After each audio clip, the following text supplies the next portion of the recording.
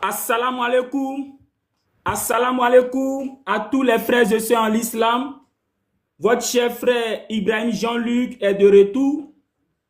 Je viens à peine de quitter de chez mon frère, mon père spirituel Oustaz Diané.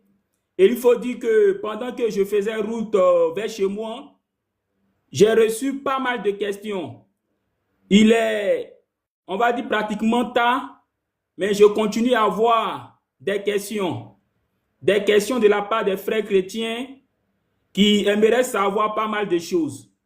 Alors, alhamdoulilah, je vais essayer de répondre, on va dire, à quelques-unes de leurs préoccupations. Encore une fois, salam alaikum à tous les frères musulmans. Excusez-moi, je vois qu'il se fait tard, mais comme ces frères chrétiens m'ont envoyé pas mal de questions, je crois que je dois faire violence sur moi-même pour essayer de leur expliquer le point de vue de Allah sur les différentes questions, les différentes préoccupations qu'ils ont soulevées. Bon, je prends une question comme ça au hasard. Alors, est-ce que selon la Bible, Rebecca a épousé Isaac à 3 ans? Bon, ça, c'est une question qu'un frère chrétien m'a envoyée. Il me demande, est-ce que selon la Bible, Rebecca a épousé Isaac à 3 ans? Bon, déjà, je vais demander à tous les frères musulmans de tapoter. Veuillez tapoter et surtout partager ce live. Partagez ce live, on va dire à tous vos amis, à tous vos connaissances qui sont chrétiens, afin qu'ils puissent entendre la réponse à ces différentes questions que j'ai reçues de leur part. Donc, partagez et demandez à tous les chrétiens que vous connaissez, que ce soit les pasteurs, que ce soit les diacres, que ce soit les prophètes, que ce soit les bishops, que ce soit, on va dire, les responsables, les moniteurs, demandez-leur de venir sur le live. Nous allons répondre aux différentes questions qu'ils m'ont envoyées par WhatsApp, d'autres m'ont envoyé ça par SMS. Et j'ai pris comme ça une question au hasard. La personne me demande, est-ce que selon la Bible, il est dit que Rebecca a épousé Isaac à 3 ans? On va répondre, Inch'Allah, à cette question. Mais avant de commencer, tapoter, partager. Alors, comme je le disais depuis un certain temps, sur le live, nous avons un numéro qui est mentionné. C'est mon numéro WhatsApp. Pourquoi ce numéro? On a mis en place, on va dire, un groupe WhatsApp. Ce groupe-là, on ne prend pas l'argent là-bas, c'est gratuit. Voilà, tous ceux qui veulent avoir les arguments, pour défendre l'islam, on va dire auprès des non-musulmans, écrivez sur ce numéro WhatsApp qui s'affiche à l'écran. Vous écrivez islam. Je vais vous envoyer le lien, vous allez intégrer le groupe tout simplement.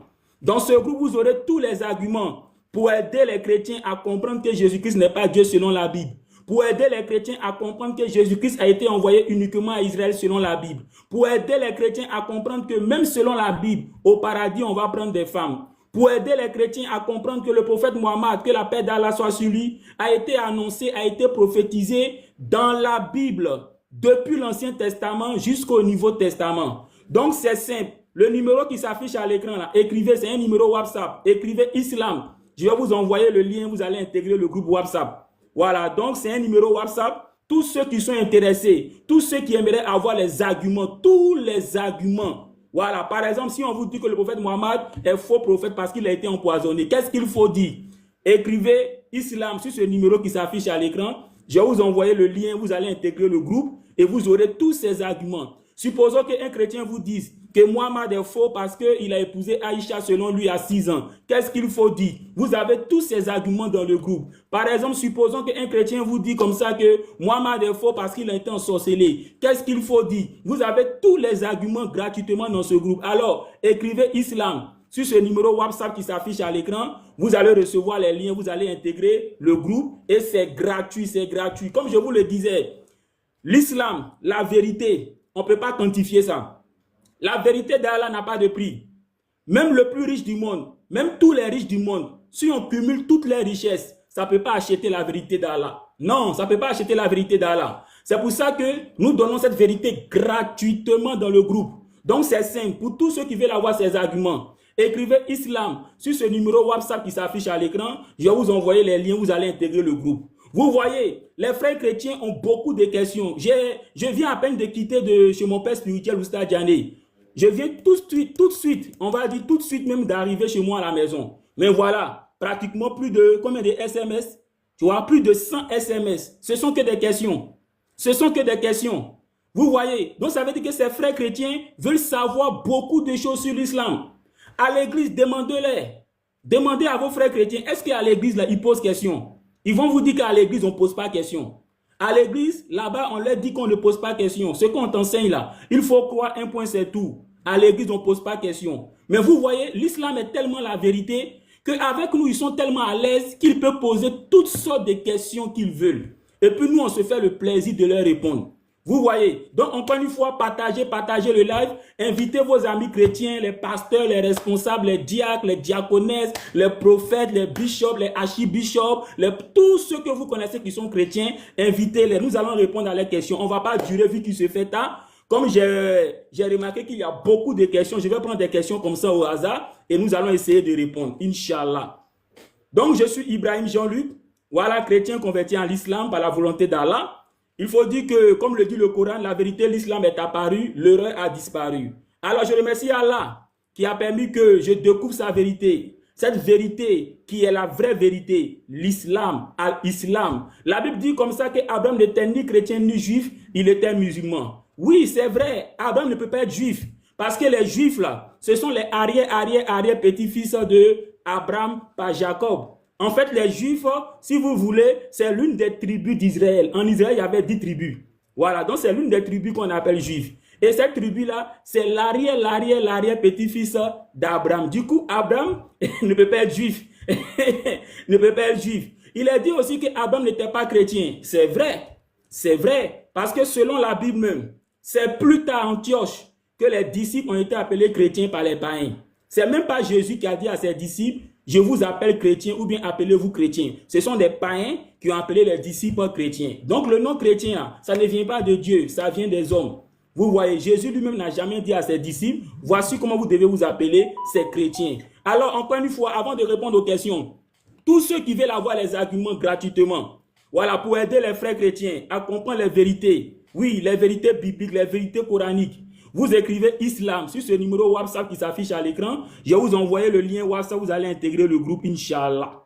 Alors, j'ai pris la première question au hasard. Le frère chrétien demande, est-ce que selon la Bible, Rebecca, que Allah l'agrée, a épousé, on va dire Isaac, lorsqu'elle avait 3 ans? Je comprends ta question, bien-aimé. Je crois que c'est un chrétien, vu la question. Je comprends bien ta question. En réalité, selon la Bible, de la Genèse à l'Apocalypse, il n'est pas dit quelque part que Rebecca avait 3 ans lorsqu'elle a épousé Isaac. Je précise, quand tu lis le livre de Genèse jusqu'à l'Apocalypse, il n'y a pas un seul verset où il est dit que Rebecca avait 3 ans lorsqu'elle a épousé Isaac. Cependant, nous avons des commentaires juifs. Ces commentaires, ce n'est pas la Bible. Mais comme la Bible, précisément l'Ancien Testament, est la propriété des Juifs, si on peut s'exprimer ainsi. Donc, ces Juifs ont fait sortir un document qu'on appelle commentaire, voilà, de la Bible. Voilà. Et dans ce commentaire, il est dit que, quand on prend le texte de Genèse chapitre 25, je crois le verset 20, on va le lire. Genèse chapitre 25. Genèse chapitre 25, le verset 20. Veuillez patienter, je prends ma Bible. Genèse chapitre 25. Le verset 20, il est dit ceci, Abraham engendra Isaac. Isaac était âgé de 40 ans quand il prit pour femme Rebecca. Donc selon les commentaires juifs, je vous précise, ce n'est pas la Bible. Voilà, c'est un peu comme les tafsirs, si vous voulez, en l'islam. Voilà, c'est ce qu'on appelle l'exégèse. Voilà, donc selon un commentaire biblique, ils disent que lorsque Isaac avait 40 ans, Rebecca avait 3 ans. Ça, c'est un commentaire juif qui le dit. Ce n'est pas la Bible qui le dit, mais c'est un commentaire juif qui le dit. Sinon, quand vous prenez la Bible de la Genèse à l'Apocalypse, nulle part dans la Bible, il est dit que Rebecca avait 3 ans. Je précise et je répète, quand vous prenez de la Bible de la Genèse à l'Apocalypse, il n'est nulle part mentionné que Rebecca avait 3 ans. Mais c'est un commentaire juif de Genèse chapitre 25, le verset 20 qui dit, lorsque Isaac avait 40 ans et qu'il a marié Rebecca, selon ce commentaire juif, Rebecca avait 3 ans. Donc, je fais la part des choses. C'est un commentateur juif qui le dit. Mais la Bible elle-même de la Genèse à l'Apocalypse ne dit pas quelque part que Rebecca avait 3 ans quand Isaac la maria. Cependant, je précise bien, cependant, la Bible montre que Rebecca était encore petite fille lorsque Isaac l'a épousée. Je répète, cependant, la Bible montre que Rebecca était encore petite fille lorsque Isaac l'a épousée. C'est vrai que la Bible ne dit pas l'âge exact de Rebecca, mais la Bible donne des indices qui nous permettent de comprendre que Rebecca, là, elle était encore petite fille, elle était encore, pour ainsi dire, bébé, lorsque Isaac l'a épousée. Quel est l'indice? L'indice se trouve en Genèse chapitre 24, le verset 58 à 59. Genèse chapitre 24, le verset 58 à 59. Écoutez bien. Il est dit, ils appelaient donc Rebecca. Donc les parents de Rebecca ont appelé Rebecca. Il lui dit, veux-tu aller avec cet homme? Donc veux-tu aller avec le serviteur d'Abraham pour aller épouser, on va dire, Isaac? Elle répondit, j'irai. Donc elle a donné son accord. Au verset 59, il laissait partir Rebecca, leur sœur, accompagnée de sa nourrice. Donc quand Rebecca est allée dans son foyer, Rebecca n'est pas partie seule. Elle fut accompagnée de sa nourrice. Genèse chapitre 24, le verset 59. Mais attends, si Rebecca était déjà grande, pourquoi la faire accompagner d'une nourrice? À quel moment un être humain prend une nourrice? C'est lorsque l'être humain est bébé. Les nourrices là s'occupent des bébés. Les nourrices là s'occupent des enfants qui n'ont pas encore l'âge de se nourrir eux-mêmes. Quand par exemple tu prends une nourrice pour ton enfant, c'est parce que ton enfant est encore tellement petit, il ne peut pas se nourrir lui-même. C'est pour ça que tu prends une nourrice pour ton enfant. Genèse chapitre 24, le verset 59 dit, lorsque Rebecca est partie dans son foyer, est partie chez Isaac, ses parents l'ont accompagnée de sa nourrice. Donc Rebecca avait un âge qui était tel que elle a eu besoin de sa nourrice à côté d'elle pour aller dans son foyer. Ce qui revient à dire que Rebecca était encore toute petite lorsqu'elle allait dans son foyer. Raison pour laquelle elle s'est fait accompagner de sa nourrice. De la même manière que quand tu prends une nourrice pour ton enfant, ça veut dire que ton enfant n'est pas encore grand. Ton enfant est bébé. C'est pour ça que tu prends une nourrice pour ton enfant. Donc du moment où la Bible dit en Genèse chapitre 24, le verset 59, que lorsque Rebecca est allée dans son foyer, ses parents l'ont fait accompagner de sa nourrice, ça veut dire que l'âge de Rebecca était encore tel que Rebecca avait toujours besoin de nourrice. Donc, Rebecca n'était pas une grande fille. Donc, pour résumer, la Bible ne dit pas que Rebecca avait 3 ans. Cependant, la Bible nous donne un indice en Genèse chapitre 24, verset 59, où là, il est dit que lorsque Rebecca, que Allah l'agrée, est allée dans son foyer, elle fut accompagnée par sa nourrice, ce qui revient à dire qu'elle avait un âge qui était tel que elle ne pouvait pas partir seule dans son foyer. Il fallait que sa nourrice soit à côté d'elle. Or, vous savez que quand un être humain prend une nourrice pour lui, c'est parce que cet être humain-là, il est encore petit. Quand toi, tu prends une nourrice pour ton enfant, c'est parce que ton enfant est encore petit. Tu ne peux pas prendre une nourrice pour ton enfant qui a 15 ans. Tu ne peux pas prendre une nourrice pour ton enfant qui a 20 ans. Mais tu peux prendre une nourrice pour ton enfant qui a 1 an, qui a 2 ans, qui a 3 ans, qui a 4 ans. On est bien d'accord. Donc, du moment où Rebecca, ses parents l'ont accompagnée par sa nourrice, ça veut dire que son âge était tel que elle ne pouvait pas se nourrir elle seule. Donc, elle avait besoin de sa nourrice auprès d'elle. C'est bon? C'est bon? Est-ce que c'est clair? Je suppose que le frère chrétien qui a posé la question est en ligne. Et je suppose que tous les autres chrétiens, comme lui, qui voulaient savoir quelque chose sur cette question, ont eu les réponses. On va passer, on va dire, je vais prendre une question comme ça au hasard. Voilà. Pourquoi les musulmans font le mariage forcé? Pourquoi les musulmans? Ça là, c'est une question qui revient beaucoup. Hein? Pourquoi les musulmans font le mariage forcé? Ah, les chrétiens là. C'est-à-dire que vous là, quand on regarde vos questions là, on se rend compte que c'est des questions attaques. Pourquoi les musulmans font le mariage forcé? Qui vous a dit que les musulmans font le mariage forcé? Qui vous a dit que le mariage forcé là c'est islamique? Est-ce qu'un musulman vous a une fois montré dans le Coran où Allah autorise le mariage forcé? Le mariage forcé n'est pas islamique. Le mariage forcé, je répète, n'est ni islamique ni biblique. Nulle part dans le Coran, Allah autorise le mariage forcé. Et nulle part dans la Bible, Allah autorise également le mariage forcé. Quand vous prenez la sourate 4, le verset 19, il est dit quoi là-bas? Sourate 4, le verset 19, il est dit, oh les croyants, il ne vous est pas permis de prendre les femmes en héritage contre leur gré. Oh les croyants, il ne vous est pas permis de prendre les femmes en héritage contre leur gré. Prendre une femme contre son gré, ça veut dire quoi? Ça veut dire que la femme n'est pas d'accord et puis tu la forces. Donc ici, Allah interdit le mariage forcé. Donc forcer une personne à nous épouser, forcer une personne à nous marier, Allah condamne ça. Allah condamne ça. Donc le frère musulman qui a posé la question là, si tu connais peut-être un djoula, parce que généralement vous voyez le comportement de certaines personnes et puis vous dites que c'est l'islam. Si vous voyez par exemple un djoula qui pratique le mariage forcé, sachez que le mariage forcé n'est pas islamique.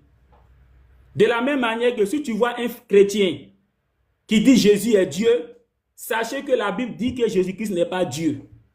Donc de la même manière que si tu vois un djoula qui fait mariage forcé, sache que le mariage forcé n'est pas islamique. De la même manière que quand tu vois un chrétien qui dit que Jésus est Dieu, sache que la Bible dit que Jésus n'est pas Dieu, mais que c'est un envoyé de Dieu.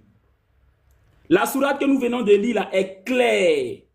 La sourate chapitre 4, le verset 19. Oh les croyants, il ne vous est pas permis de prendre les femmes en héritage contre leur gré, contre leur gré. Donc, il est interdit de prendre une femme par force, de forcer une femme à nous épouser. Et la suite de la sourate dit, hey, ne les contraignez pas par des dons. Ne les contraignez pas par des dons. Donc, le Coran nous interdit d'acheter une femme. On ne doit pas acheter une femme. Donc, tu vois, le Coran interdit sous toutes ses formes le mariage forcé. Le mariage forcé là, est interdit sous toutes ses formes par le Coran. Et comme je le disais, même la Bible aussi interdit ça. En Ecclésiaste chapitre 7, le verset 26, il est dit quoi là-bas? Et j'ai trouvé plus amer que la mort, la femme dont le cœur est comme des filets et des pièges, et dont les mains sont des chaînes. Celui qui est agréable à Dieu lui échappera, mais le pécheur se laisse prendre par elle. Je reprends. La Bible dit, j'ai trouvé plus amer que la mort. La Bible précise, c'est la femme dont le cœur est comme des filets. Les filets là, c'est quoi? C'est un appât qu'on prend pour attraper soit des oiseaux ou bien pour attraper des poissons. Donc on dit, une femme dont le cœur est comme des filets. Donc c'est une femme qui harcèle, on va dire, un homme. C'est une femme qui tend des pièges à un homme pour que cet homme devienne, on va dire par exemple, son époux. Ou bien c'est une femme qui envoûte un homme pour que par exemple cet homme-là devienne son époux. Ou bien c'est une femme qui achète un homme. Ou bien qui achète des gens pour que des gens puissent forcer un homme à la marier. La Bible dit, j'ai trouvé plus amer que la mort, la femme dont le cœur est comme des filets et comme des pièges et dont les mains sont des chaînes. Et la Bible dit, celui qui est agréable à Dieu échappe à cette femme. Donc la Bible condamne une femme qui utilise l'harcèlement, qui utilise la force, qui utilise la corruption, qui utilise l'envoûtement pour forcer un homme à l'épouser. Donc que ce soit biblique, que ce soit coranique, le mariage forcé est interdit. Que ce soit biblique, que ce soit coranique, le mariage forcé est interdit. Donc le frère qui a posé la question, je suppose qu'il est en ligne. Voilà. Et s'il y a d'autres questions, s'il y a d'autres chrétiens qui pensaient aussi comme lui que le mariage forcé est islamique, je crois que nous avons bien répondu à la question. Voilà. Donc avant de poursuivre, avant de prendre encore une autre question par hasard, voilà, je vais demander aux frères musulmans de tapoter, tapoter, tapoter, tapoter, tapoter. Et ce numéro qui s'affiche à l'écran, comme je le disais, c'est un numéro WhatsApp. On a mis en place un groupe WhatsApp pour permettre à la communauté musulmane d'être équipée, d'avoir les arguments. Oui, les arguments pour que vous soyez équipés pour aider les chrétiens. Et ces arguments-là, c'est écrit. Voilà, on a écrit et puis on partage ça dans le groupe. Donc, quand vous êtes dans le groupe, vous avez accès aux arguments. Donc, c'est simple. Pour être dans le groupe, là, écrivez sur le numéro qui s'affiche à l'écran. Écrivez Islam. Vous envoyez, je vous envoie le lien, vous intégrez le groupe. Vous voyez les frères musulmans. Ce qui a fait qu'aujourd'hui, les chrétiens ont pris de l'ampleur, c'est que pendant un temps, les musulmans ne prêchaient pas. Les musulmans ne faisaient pas la dawa, comme le fait la DDR, comme le fait Noudine Djama, comme le fait la BAM, comme le fait tous ses frères. Du coup, c'est les chrétiens seuls qu'on voyait dans les rues. Et c'est comme ça que beaucoup de musulmans ont quitté l'islam pour devenir chrétiens. Parce que les musulmans ne prêchaient pas. Mais remarquez, depuis que les musulmans ont commencé à prêcher, voici les preuves. Moi-même qui étais pasteur, je suis devenu chrétien. Et il y a beaucoup de pasteurs avant moi qui sont devenus chrétiens. Et puis il y a beaucoup de chrétiens qui deviennent musulmans. Et puis il y a beaucoup de musulmans qui avaient quitté l'islam pour devenir chrétiens, qui sont revenus. Donc aujourd'hui, c'est pour dire quoi? En tant que musulmans, nous devons nous équiper. Nous devons nous équiper pour que, comme les chrétiens, là, on puisse aussi parler de l'islam aux autres. Et c'est pour ça que nous, on a mis en place ce groupe-là. Dans ce groupe, on donne tous les arguments. Les arguments, là, quand vous les avez dans le groupe, si par exemple, vous avez un ami chrétien, vous pouvez lui balancer ça par WhatsApp pour dire « Ah, mon frère, il faut lire. » Ou bien si un chrétien vient vous prêcher, vous ne parlez pas beaucoup, vous prenez l'argument là, vous lisez avec lui. Ou bien vous l'envoyez, ça, il n'a qu'à lire. Donc, pour avoir ces arguments, le numéro qui s'affiche à l'écran, là, c'est un numéro WhatsApp. Écrivez là-dessus Islam. On va vous envoyer le lien tout simplement et vous allez intégrer le groupe, Inch'Allah. Alors, je vais essayer de prendre encore, on va dire, une question par hasard. Voilà. Bon, on me demande, ceux-là, ils font exprès ou bien? Non, c'est exprès, ils font.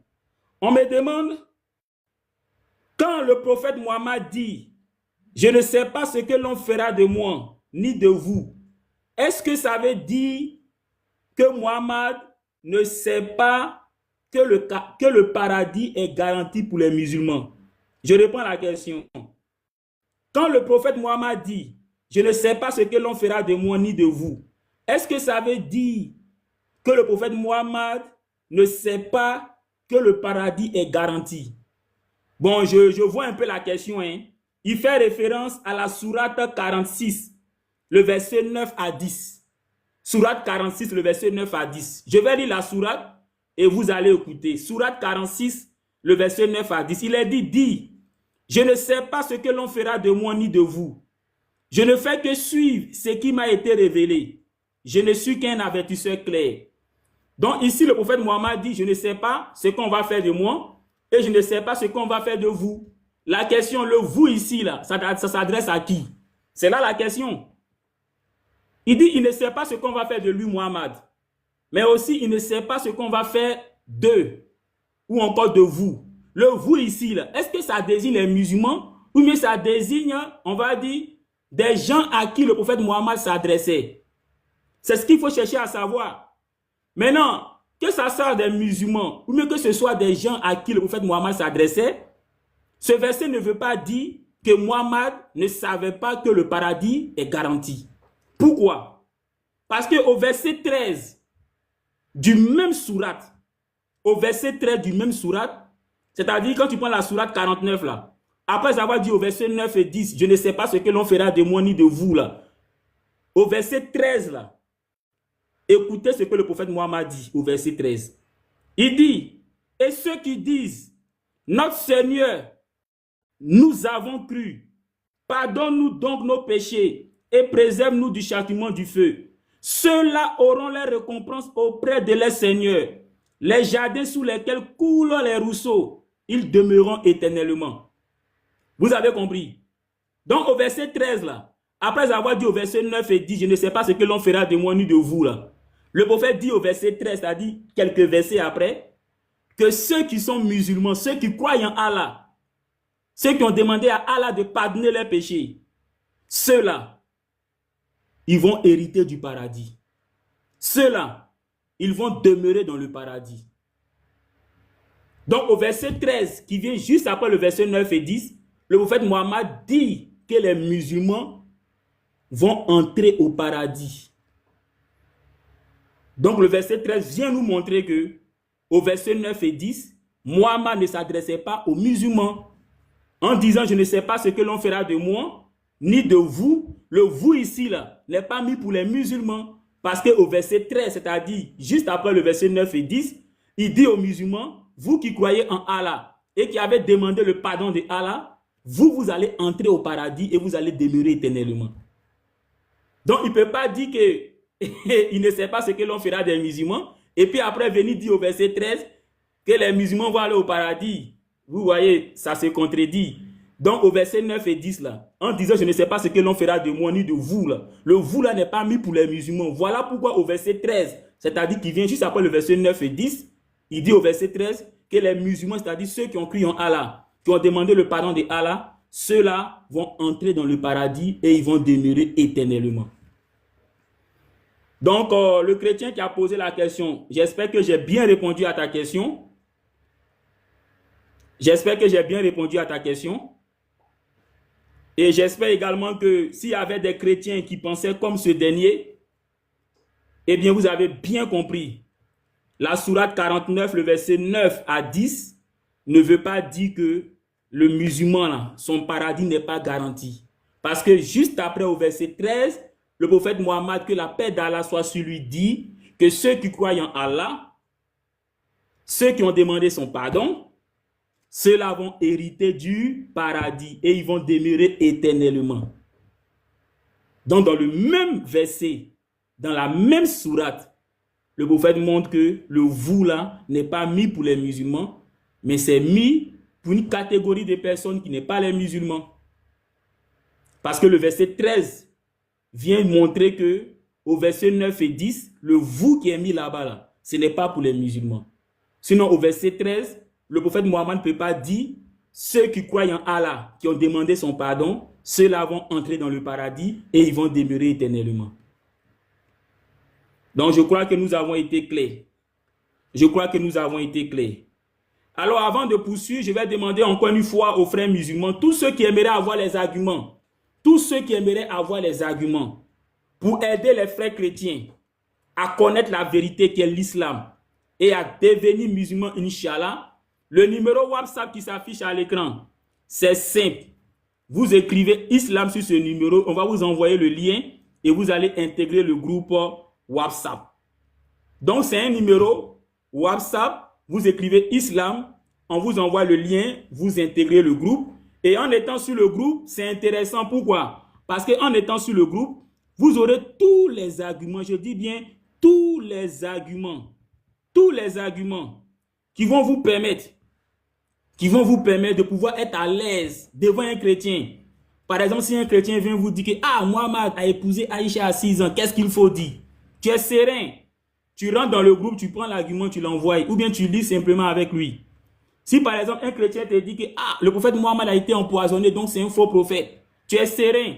Tu rentres dans le groupe, tu prends l'argument, tu lis, ou bien tu le balances, tu dis « Nakali. » Un chrétien vient te dire par exemple « Jésus-Christ c'est Dieu. » Tu es serein. Tu rentres dans le groupe, tu prends l'argument, tu balances ou bien tu lis avec lui. Donc, c'est simple. Ce numéro WhatsApp, là, vous écrivez islam. On va vous envoyer le lien et puis vous allez intégrer le groupe. Alors, je vais prendre une dernière question parce qu'il se fait tard, on va aller dormir. Je prends une question comme ça. Hein. Voilà le portable. Ne dites pas que je trie les questions. OK. Voilà une question. Pourquoi les musulmans font zamou, font fétiche et puis consultent? Ah! Pourquoi les musulmans font zamou, font fétiche et puis consultent? Vous les chrétiens là même, qui vous a dit que les musulmans même font zamou, font fétiche? Qui vous a dit ça? Qui vous a dit ça? Qui vous a dit ça? Hein? Qui vous a dit ça? Faire fétiche là. Consulter les charlatans, consulter les féticheurs, ce n'est pas islamique. Ce n'est pas islamique. Et ce n'est pas biblique aussi non plus. Quand vous prenez la sourate 4, le verset 48, la sourate 4, le verset 48, Allah montre que le fait de l'associer, le fait d'invoquer d'autres divinités en dehors de lui, c'est le péché le plus grave que lui, Allah, ne pardonne pas. Sourate chapitre 4, le verset 48, il est dit 7. Allah ne pardonne pas qu'on lui donne des associés. À part cela, il pardonne à qui il veut. Donc, le fait d'aller voir des féticheurs, le fait d'aller voir des charlatans, le fait de faire les amours de protection et autres là, ce n'est pas islamique. Allah dit, il ne pardonne pas ça. Autrement dit, si vous connaissez quelqu'un qui fait ça là, Allah dit, ce qu'il fait là, c'est très grave parce que lui, Allah, il ne pardonne pas ça. Donc, le chrétien qui a posé la question là, hein, selon toi, pourquoi les musulmans font zamour, ils vont chez les féticheurs, ils vont chez les charlatans? Le musulman ne va pas dans ces coins-là. Je précise bien, le musulman ne va pas dans ces coins-là. Parce que Allah dit dans la sourate 4, le verset 48, 7, Allah ne pardonne pas qu'on lui donne des associés. Donc Allah ne pardonne pas qu'on le laisse pour aller chercher protection, pour aller invoquer d'autres dieux. Il dit, il ne pardonne pas ça. Et même dans la Bible aussi, Allah dit qu'il ne pardonne pas ça. Quand vous prenez le texte de Exode, Exode chapitre 20, le verset 3 à 5. Exode chapitre 20, le verset 3 à 5. Il est dit quoi? Tu n'auras pas d'autre Dieu devant ma face. Tu ne te feras point d'idole, ni rien qui a la forme de ce qui est haut dans le ciel, en bas sur la terre et dans les eaux au-dessus de la terre. Tu ne te prosterneras point devant elles et tu ne les serviras point. Donc ça, c'est Exode chapitre 20, le verset 3 à 5. Allah dit là-bas que tu ne dois point adorer d'autres dieux en dehors de lui. Que ce soit des dieux hein, qui sont dans les cieux, c'est-à-dire ceux qui adorent par exemple la lune, les étoiles, tout ça. Que ce soit les dieux qui sont sur la terre, ceux qui adorent l'eau, ceux qui adorent les arbres, tout ça. Que ce soit les dieux qui sont sous la terre. Allah dit en Exode chapitre 20, le verset 3 à 5, tu ne feras point ça, tu ne feras point ça. Et Allah dit pourquoi? Il dit tu ne feras point ça. Il dit au verset 5, car moi, l'Éternel ton Dieu, je suis un Dieu jaloux qui punit l'iniquité des pères sur les enfants jusqu'à la 3e et la 4e génération. Précise bien, pour ceux qui me haïssent. Donc Allah dit en Exode chapitre 20, le verset 3 à 5, quand tu as de la haine pour Allah, quand tu vas adorer d'autres divinités que Allah, Allah déteste ça au point où, quand tu as de la haine pour lui, là, il punit ta faute là jusqu'à la 3e génération. Pour montrer combien de fois il a ça en aversion, pour montrer combien de fois il déteste ça au plus haut degré. Donc que ce soit selon la Bible, que ce soit selon le Coran, Allah condamne le fétichisme. Allah condamne ça. Allah condamne ça. Donc, on va s'arrêter juste là pour aujourd'hui. Il fait tard. Moi-même, je vais aller me coucher. Comme j'ai vu beaucoup de questions. Excusez-moi, hein, il y a plus de 100 questions. Je ne peux pas parcourir toutes les questions. Il fait tard. Je vais aller me coucher. Demain, Inch'Allah. Inch'Allah, voilà, on va essayer de voir si on peut prendre quelques questions encore. Voilà, pour essayer d'apporter des réponses. Voilà. Donc, comme je le disais aux frères musulmans, ce numéro WhatsApp là, pour tous ceux qui veulent avoir des arguments pour aider les chrétiens à devenir musulmans, écrivez Islam sur ce numéro WhatsApp qui est à l'écran là. On va vous envoyer les liens. Vous allez intégrer le groupe WhatsApp et vous aurez tous ces arguments là, Inch'Allah. Alors, soyons fiers d'être musulmans, et demandons à Allah de faire de nous des musulmans pieux et sincères, des musulmans qui marchent dans le sentier de Allah. Assalamu alaikum, barakallahu fik.